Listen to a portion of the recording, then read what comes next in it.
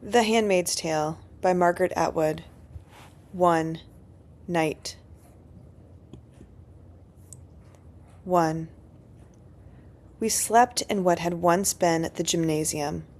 The floor was of varnished wood, with stripes and circles painted on it, for the games that were formerly played there. The hoops for the basket nets were still in place, though the nets were gone.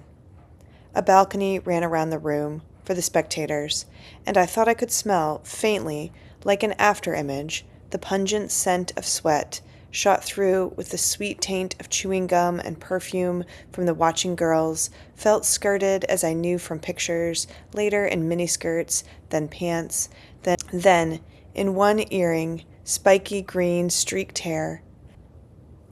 Dances would have been held there. The music lingered.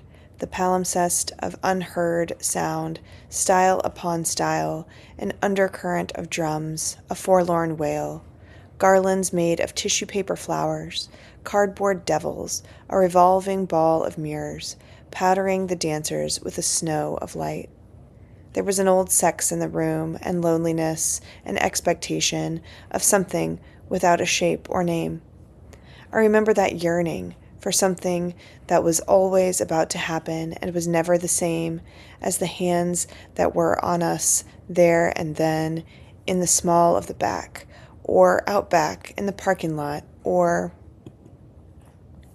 in the television room with the sound turned down and only the pictures flickering over lifting flesh. We yearned for the future. How did we learn it, that talent for insatiability? It was in the air, and it was still in the air, an afterthought, as we tried to sleep in the army of cots that had been set up in rows, with spaces between, so we could not talk. We had flannelette sheets, like children's, and army-issued blankets, old ones that still said U.S.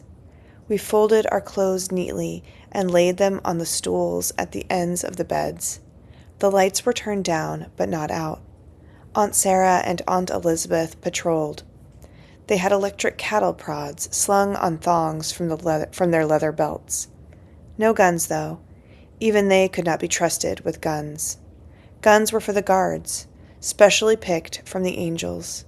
The guards weren't allowed inside the building except when called, and we weren't allowed out except for our walks, twice daily, 2 by 2 around the football field, which was enclosed now by a chain-link fence topped with barbed wire. The angels stood outside it, with their backs to us.